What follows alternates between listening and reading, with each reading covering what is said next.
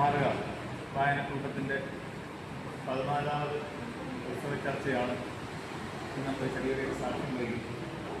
ഈ പുസ്തക ചർച്ചയിൽ അധ്യക്ഷത പദവി അലങ്കരിക്കുന്ന ഏറെ ബഹുമാന്യായ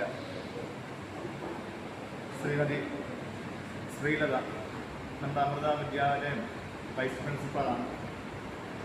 അതോടൊപ്പം തന്നെ ഇന്ന് ഈ പുസ്തകം ഏറ്റവും ലളിതമായി നമുക്ക് മനസ്സിലാകത്തക്ക വിധത്തിൽ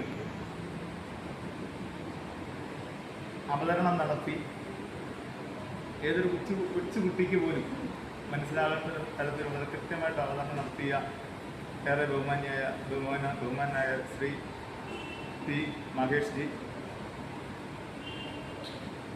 അതോടൊപ്പം തന്നെ നമ്മുടെ ഈ വായനക്കൂട്ടം നീലമ്പേരിൽ വളരെ ഭംഗിയായിട്ട് മുന്നോട്ട് നയിക്കുന്ന നമ്മുടെ ശ്രീകുമാർജി, അതോടൊപ്പം തന്നെ അതിന് പിന്തുണ ബാക്കിയുള്ള പ്രവർത്തകരെ, ഇനി പുസ്തക ചർച്ചയിൽ എത്തിച്ചേർന്നിരിക്കുന്ന സുഹൃത്തുക്കളെ എല്ലാവർക്കും നമസ്കാരം. അതായത് എന്നെ സംബന്ധിച്ചോളം ഈ 14 പുസ്തക ചർച്ചകളിലും ഞാൻ വളരെ കൃത്യമായിട്ട് പങ്കെടുത്തിട്ടില്ല. എന്നാൽ പോലും വളരെ നാമമാത്രമായ പുസ്തക ചർച്ചകളിൽ പല വിഷയങ്ങളെടുക്കുന്ന പുസ്തക ചർച്ചകളിൽ ഞാൻ പങ്കെടുത്തിട്ടുണ്ട്. പക്ഷെ ആ ചർച്ചകളിലൊക്കെ ആണെങ്കിൽ പോലും ആ ചർച്ച കഴിയുമ്പോൾ ഇപ്പോൾ ശ്രീകുമാർജി പറയുന്നത് ഒന്നെങ്കിൽ ആ കേട്ടതിൻ്റെ അടിസ്ഥാനത്തിൽ, അല്ലെന്നുണ്ടെങ്കിൽ ആ പുസ്തകം നമ്മൾ നേരത്തെ വായിച്ച് മനസ്സിലാക്കിയതിൻ്റെ അടിസ്ഥാനത്തിൽ നമുക്കൊരു ചർച്ചയാവാം എന്ന് ഇതുപോലൊരു അവസരം നമുക്ക് കിട്ടും. പക്ഷെ ആ ചർച്ചകളിലൊക്കെ ഇന്നേ വരെ ഞാനൊരു ഞാൻ ചോദിച്ചിട്ടില്ല.